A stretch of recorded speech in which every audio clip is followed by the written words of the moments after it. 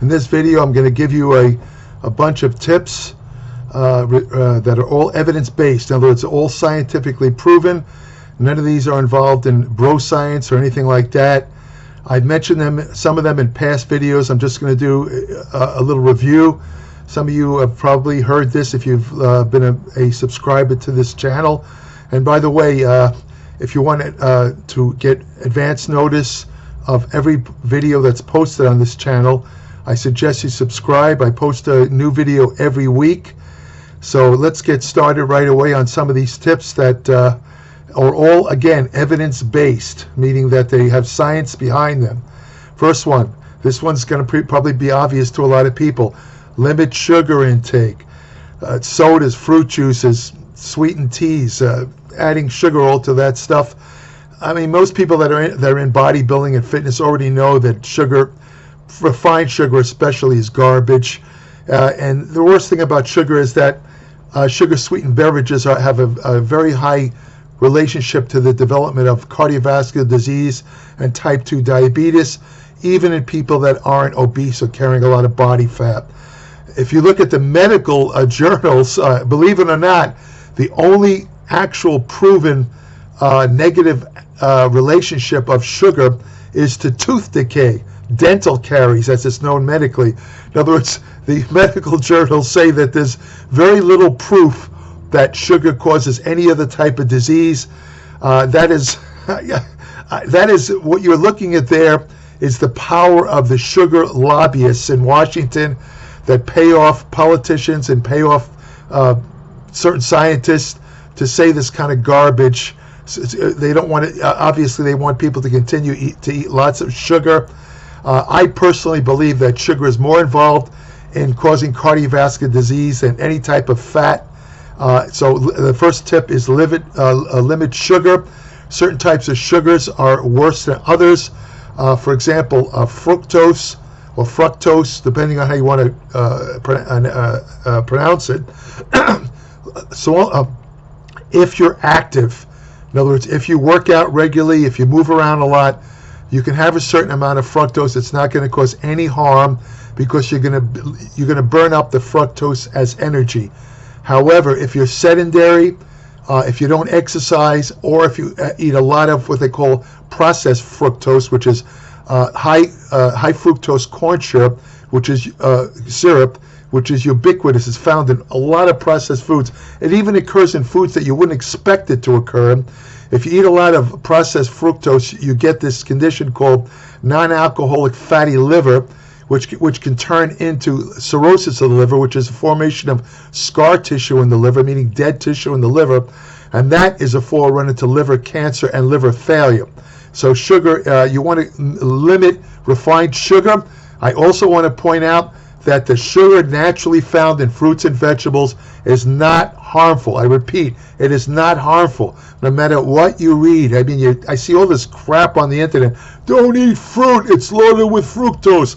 Garbage, garbage. The highest fructose content of any fruit is something like 6%. And not only that, what these morons don't tell you is that the natural fiber content found in fruits and vegetables neutralizes any bad effects of the fructose content. So again, natural unrefined sugar is fine. You don't want to go crazy on that either, because if you take too many calories of anything, except maybe protein, it will produce body fat. So that's the first tip: avoid refined sugar.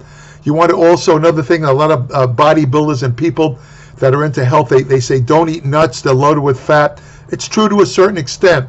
You look at a tablespoon. I love peanut butter.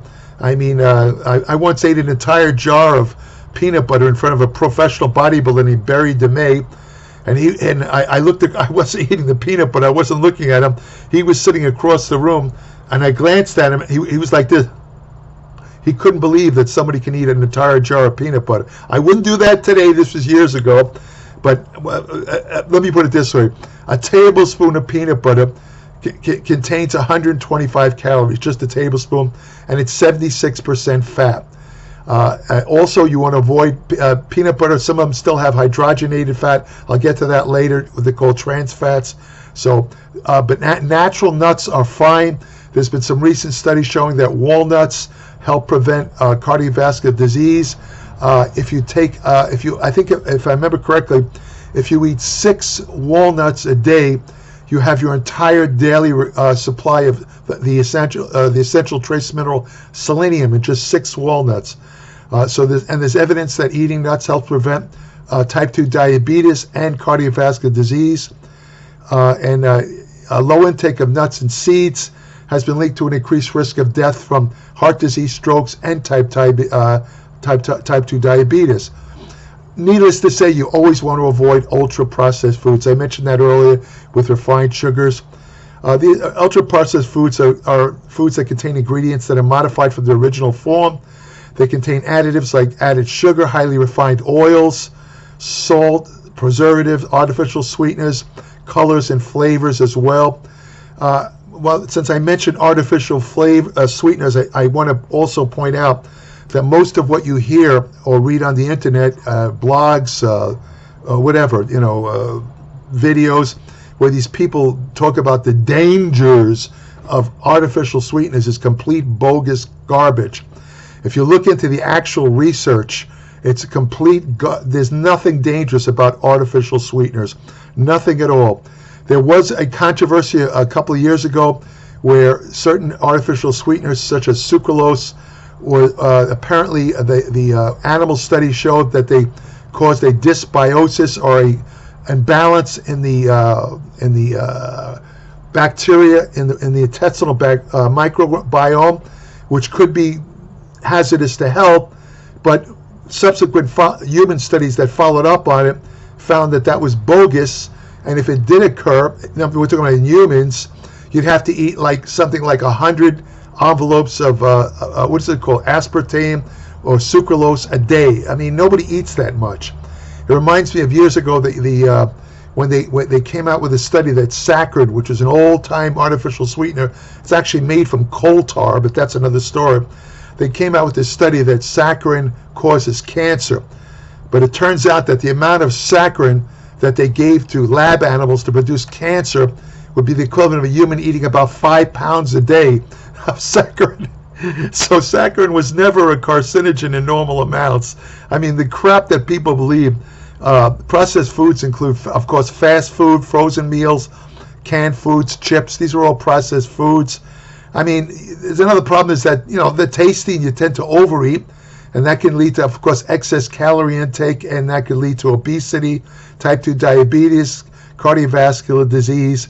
They also these processed foods have very, very low nutrient content. Sometimes they add couple of vitamins and minerals, tiny amounts, nothing that'll help you. So avoid processed foods. Another controversy that I see a lot is related to coffee. I've seen I get a laugh out of these YouTube videos. I got to tell you, I've seen YouTube videos where they have people, don't drink coffee, it's horrible for you. Bull crap.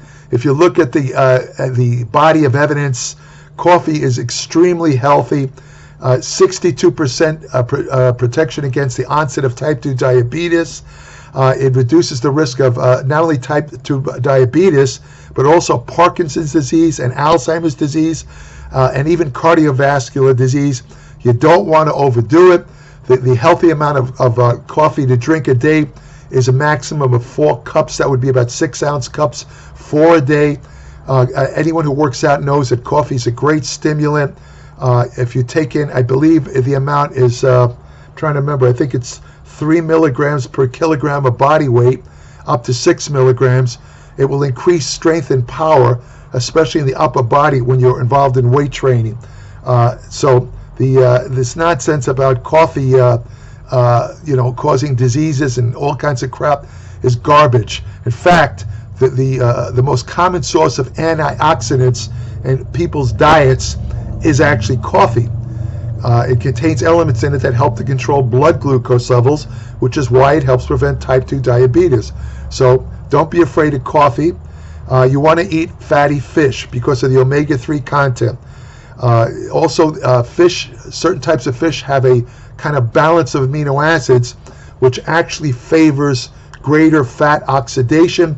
This is the reason why a lot of bodybuilders, such as Phil Heath, who won the Olympia, was it 7 times, I guess? He won it 7-time Mr. Yeah, I guess it was 7 times. I don't even remember. But anyway, Phil Heath, last month or so before he died, he lives on fish. Unfortunately, you know, I don't know whether it's his problem or the coach's problem, the type of fish they tell him to eat, like tapia and what's that, maui, something like that, is not the best fish to eat because it has a very bad balance of fatty acids. It's low in omega-6 fatty acids. It's not the best fat. If you want to eat the best fatty fish to eat, salmon, halibut, what else? Sardines, mackerel. These are sources of fatty fish that have omega-3. People that eat fish regularly have a lower risk for several conditions, including cardiovascular disease, dementia, and inflammatory bowel disease. Now, if you're not going to eat fatty fish, or if you do eat fatty fish, you want to eat at least 2 or 3 times a week a fatty fish meal, at least 6 to 7 ounces of fatty fish.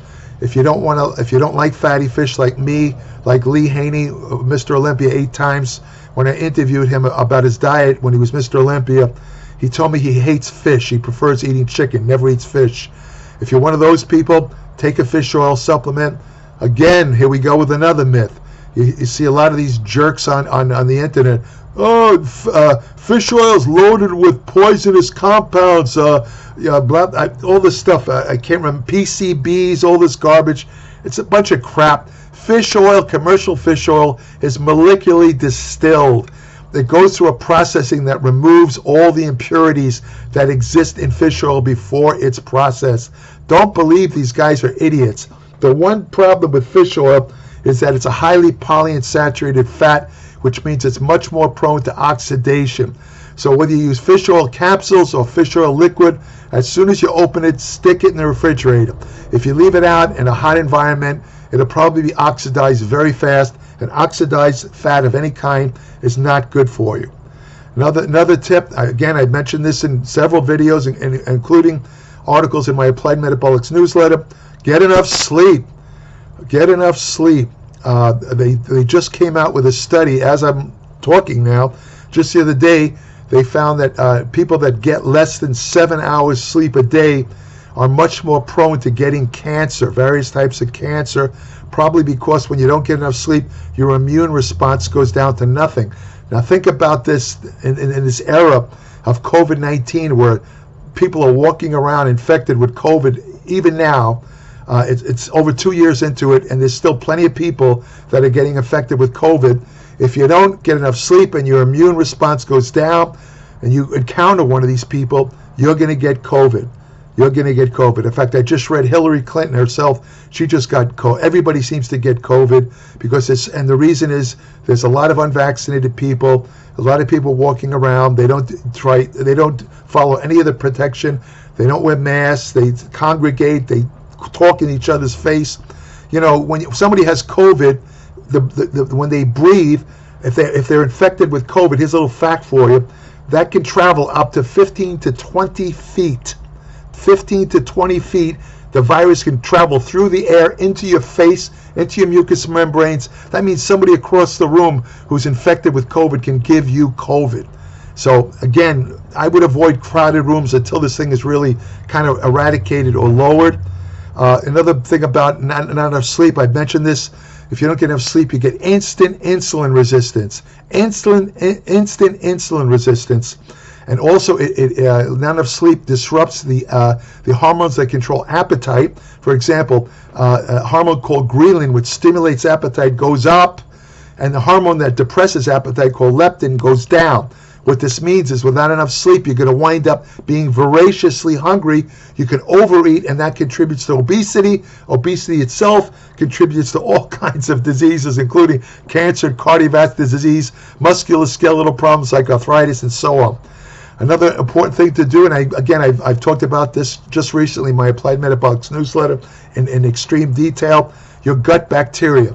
You have a population of bacteria, fungi, and other organisms that reside in the colon, collectively known as the intestinal microbiota or microbiome. These things are tremendously important for health. They contribute what they call short-chain fatty acids, which I can't talk about it here, it would take hours, but they're extremely healthy. They even help prevent degenerative brain disease, diabetes, cardiovascular disease. 99% of your immune response involves a coordination between your immune system and the gut bacteria.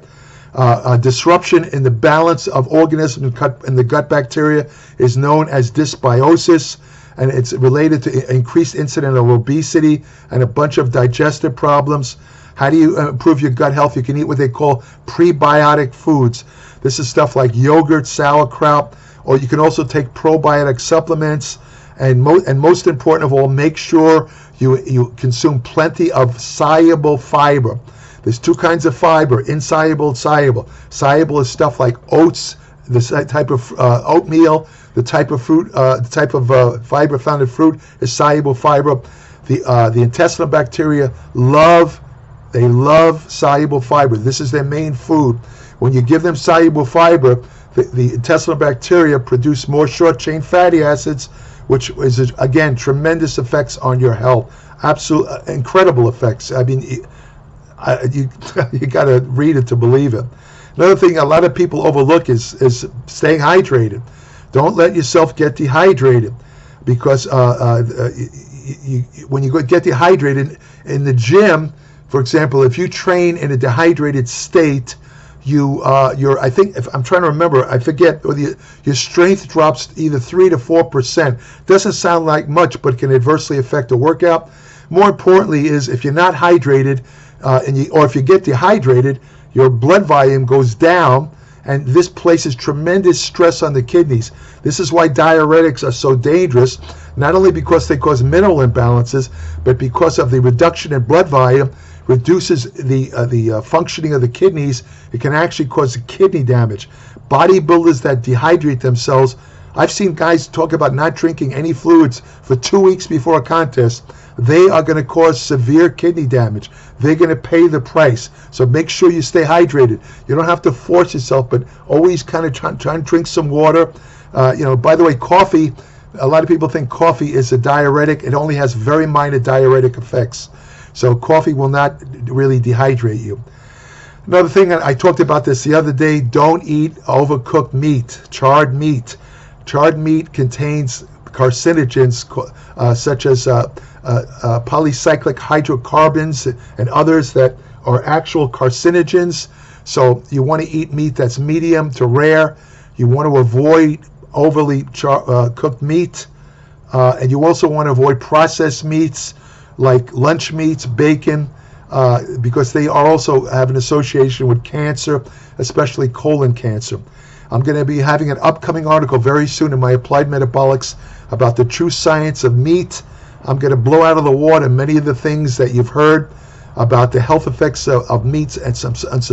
I'm going to also supply some startling new information about the health effects of red meat, including ways to nullify the negative effects of red meat.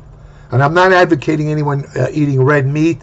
I'm just saying that a lot of what you hear and read from these militant vegan advocates is cherry-picked research. They don't give you the whole story. I give the whole story in Applied Metabolics. I'm not involved in anything like pushing meat or being against it. I'm neutral.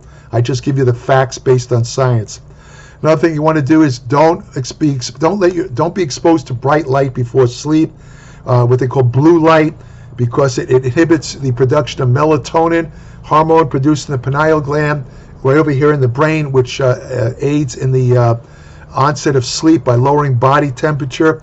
You want to wear either special glasses that block blue light, or I have, for example, on my computer, it's free. You can download a free program that during the day, at night, it automatically comes on, kind of dims the light from your computer, so you don't get the heavy blue light effect. It'll help you sleep.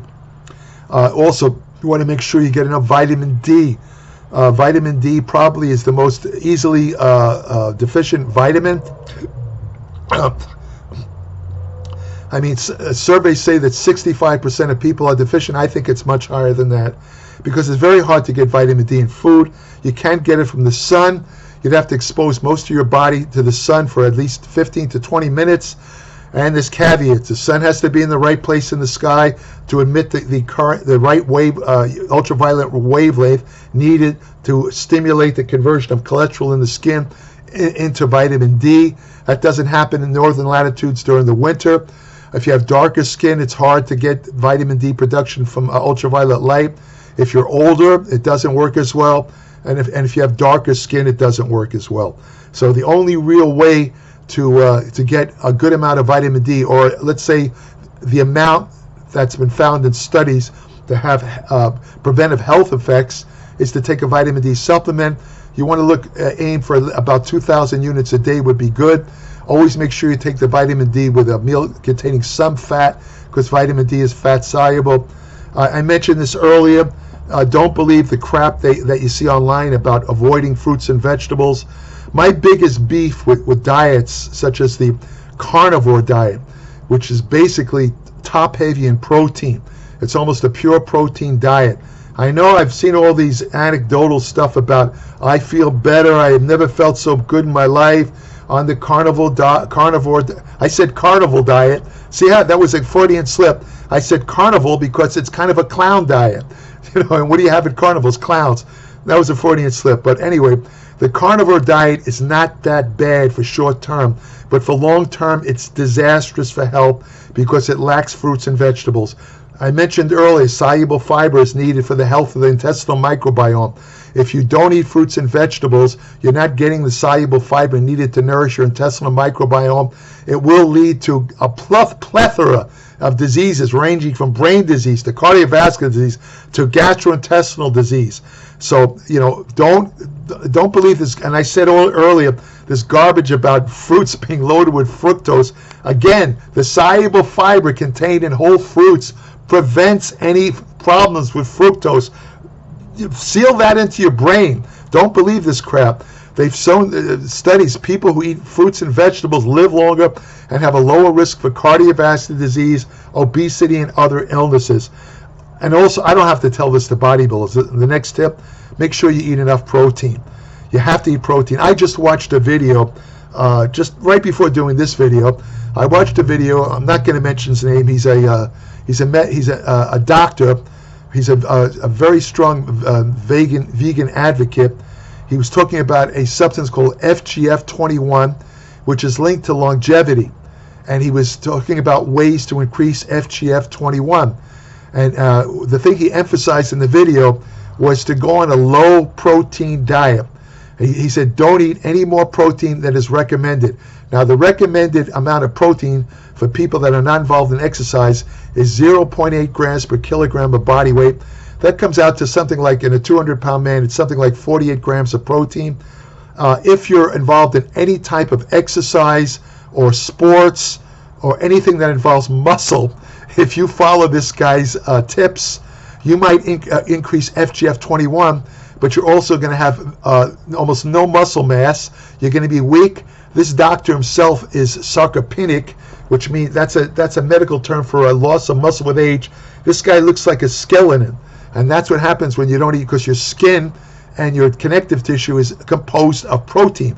If you don't eat enough protein, the major skin proteins in the skin, elastin and collagen, start to break down, and you get prematurely aged.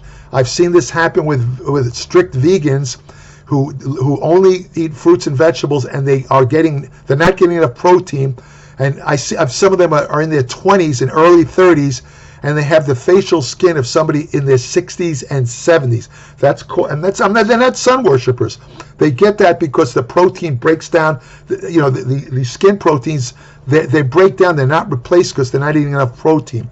So make sure you eat enough protein. If you're involved in exercise, the range of, or let's say you want to build muscle, the range of protein you want to consume is 1.6 to 2.2 grams of protein per kilogram of body weight. Oh, and let me quickly add, this is what I don't like about the vegan videos.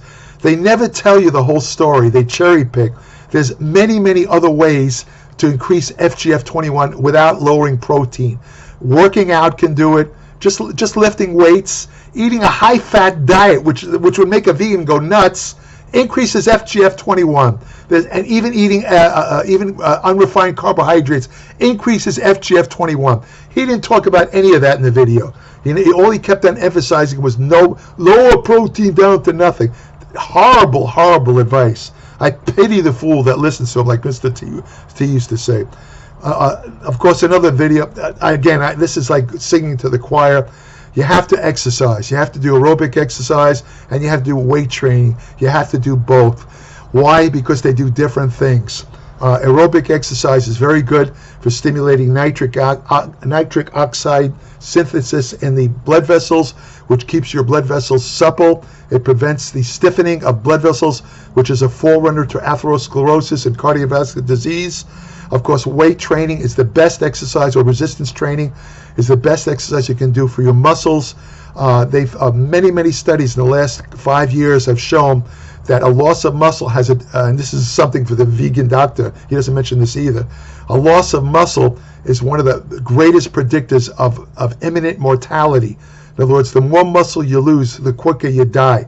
The best way to maintain muscle is to eat a good amount of protein. You don't have to go crazy on the protein, but you want to eat a good amount of protein with also and engage in resistance exercise. And cardio exercise is very important, especially as you age, because it's important to maintain your cardiovascular health and the strength of your heart. So you got to do both. A lot of bodybuilders I know don't like doing aerobics, but if you really want to be healthy, you have to do both.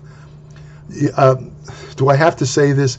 Don't smoke, don't use drugs, and drink only in moderation. I just posted something in my Applied Metabolics Facebook page, some studies showing that, yeah, you might have heard the expression, well, if you have 1 to 2 drinks a day, it's actually good for your health.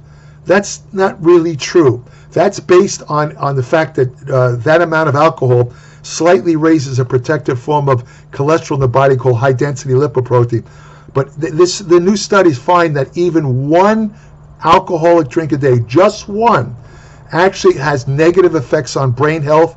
It actually shrinks the brain, and also any woman who has a genetic tendency towards breast cancer, just drinking one alcoholic drink a day greatly increases her risk of eventually being afflicted with breast cancer.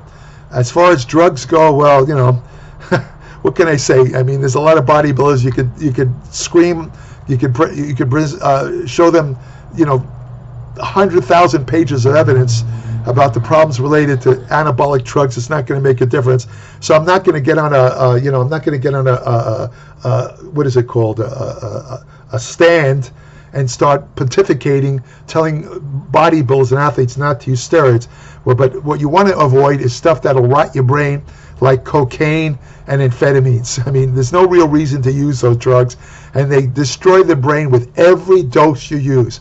I told somebody recently about how cocaine, even just snorting cocaine, every time you use cocaine, you cause a little bit of scar tissue on your heart. They're called contraction bands. And if you keep doing it consecutively, eventually you get enough scar tissue in your heart where you'll be walking down the street and suddenly you will drop dead on the spot, just like a bullet hit you. This is what cocaine does to your heart. It rots your brain. And as far as methamphetamines go, don't take my word for it. Go online, do a search for speed addicts, methamphetamine addicts. Look at what it does to them. Look at what it does to their face and their teeth and everything, and it absolutely destroys the brain. It causes something called paranoid schizophrenia, which is kind of a form of insanity. A famous bodybuilder, unfortunately, I don't want to mention his name, he's deceased. He went on a methamphetamine binge years ago, and he actually went temporarily insane. He was arrested for directing traffic in the nude, and this and that. I don't want to embarrass him by mentioning his name, but it's an exam. He actually came up to me in the gym one time, and he said, "Hey Jerry, do you know I can get some speed?" I said, "No, I don't really," and I felt really bad for the guy because normally he was a very intelligent guy. Avoid dangerous drugs like cocaine and speed. I mentioned again, here's a repeat from other videos. Try and ingest some extra virgin olive oil. It contains very healthy monounsaturated fats, including the major monounsaturated fat in extra virgin olive oil is oleic acid, which recent studies show it actually it stimulates a protein called SIRT1 or SIRT1, which is cell protective. It protects your cells from a lot of the effects of aging. Resveratrol, a nutrient, also supposedly stimulates that same protein. There's a lot of polyphenol compounds in extra virgin olive oil that are not found anywhere else. That, for example, there's one called hydroxytyrosol, which is a natural anti-inflammatory. It helps prevent cardiovascular disease. The only problem with extra virgin olive oil is, and this is sad, is most of it that you buy in the supermarket is fake, or it's diluted with vegetable oil. The only thing I could tell you is to do some research. There are some real, genuine extra virgin olive oil available. Make sure you take the genuine extra virgin olive oil. It might be a little bit more expensive, but it's worth it. So I also, I think that's I want to mention trans fats. Trans fats, you see them on the label as hydrogenated vegetable oil. They passed a law a couple of years ago limiting the use of the addition of trans fats into food, but they still show up. But the government made a kind of a devil deal with the food industry, where they allowed them to write on certain food products 0 trans fat. You see this on some types of commercial peanut butter. But if you look on the label of ingredients, what the hell? There's hydrogenated fat in there, hydrogenated vegetable oil. That's trans fat. How do they get away with it? The government said that if a serving of food has less than half a gram of trans fat, they could put 0 on the label. That is bogus garbage. It really pisses me off, because let's say if you stick to maybe a teaspoon or a tablespoon of peanut butter, you're getting about a half a gram of trans fat. As soon as you go over that, now you're getting 1, 2, 3, 4 grams of trans fat. Now you're getting into a real problem. Among other things, trans fat is horrible for the cardiovascular. It raises cholesterol. It raises low-density lipoprotein. And from a bodybuilding perspective, it interferes with the metabolism of amino acids. Anything that says hydrogenated vegetable oil, throw it out. Put it in the garbage. It's garbage. So I think that's about it, really. I don't want to beat a dead horse, but I've mentioned this so many times. When you eat eggs, only eat whole eggs. Don't believe the crap about eating egg whites. Most of the nutrients are in the egg yolk. When you throw away the egg yolk, you're throwing away 90% of the nutrients in whole eggs, and you're throwing away half the amino acid content. A recent review that looked at 262,938 people found that eating whole eggs had no association whatsoever with heart disease. So don't believe that crap. So let me see how long. Well, it's 32 minutes, so I'm going to stop here. Again, some of the things I mentioned in this video, I realize I've discussed it in past videos, but there's always new people to this channel, so I thought I'd just do a brief review of some of these. And the important point that I was trying to make here is everything I've said in this video is evidence-based. This isn't bro science crap. This isn't the bogus nonsense that you see in a lot of YouTube videos and blogs. This is all backed by science, as is my Applied Metabolics newsletter. I don't even like to write about animal studies in my Applied Metabolics, because over 50% of animal studies have no relationship and no use in human physiology. They don't translate into human physiology. So why write about them? Animal studies are only a possibility. In other words, they point to possible effects that could occur in humans, but very often they don't occur in humans. So again, Applied Metabolics is evidence-based, just like the things I talked about in this video. I also cover in Applied Metabolics, I cover nutrition, exercise science, anti-aging research, effective fat loss techniques, ergogenic aids, hormonal therapy, women's health and fitness, the truth about food supplements. I'm not associated with any food supplements, so I have no axe to grind. Nobody pays me off like a lot of these people. Oh God, I got to just give a little rant here. I just saw an advertisement on Facebook. Again, I'm not trying to make enemies. I won't mention his name. You guys probably know who I'm talking about. This guy puts on, has a lot of YouTube videos, talks about various exercise techniques. He's pretty lean himself. I think he's a physical therapist. He doesn't make money on his videos like nobody does. I don't make anything off these videos, But the point is, he uses his videos as a platform to sell food supplements.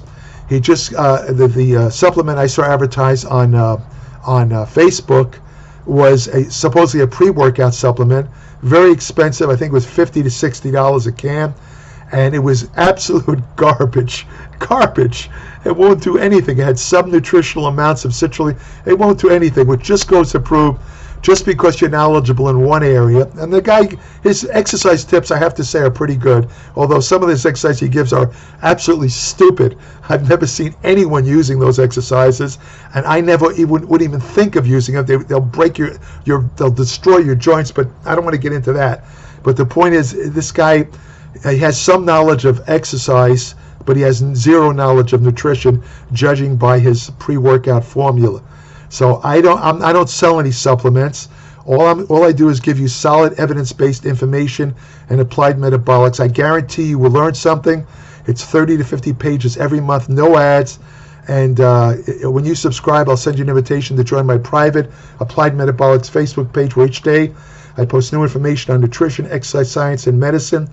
I also have an email portal on my Applied Metabolics webpage where current subscribers only could send me short questions, maybe something they read in Applied Metabolics or anything else that comes to mind. I don't answer unsolicited questions. You have to be a subscriber. So subscribe today. I guarantee you, I promise you, you will learn something. And I cover most of the stuff I cover in Applied Metabolics you won't find on the internet. It's, some of it is on the internet. The difference between my material and what you find on a lot of these blogs and videos is my information is evidence-based truth, whereas the other stuff is usually garbage. Usually it's set up to sell you something. I'm not trying to do that. I'm trying to give you the truth. I consider my publication, Applied Metabolics, one of the last bastions of absolute truth that you'll find on the internet, and it's not expensive at all. It costs, for a month, it costs less than a cup of those expensive coffees you get at Starbucks. It costs less than that. So subscribe today, www.appliedmetabolics.com. Thank you for listening. If you want to have the best friend you'll ever have, this is another health tip. Get a dog. Some recent studies show that walking a dog helps to relax you. It helps to burn glucose, sugar, and it actually helps you to prevent diabetes and cardiovascular disease. So, and also, dogs are man's best friend. They really are. I can tell you that from personal experience. I've had several dogs, and they are the best animals I could possibly think of, although all animals are great.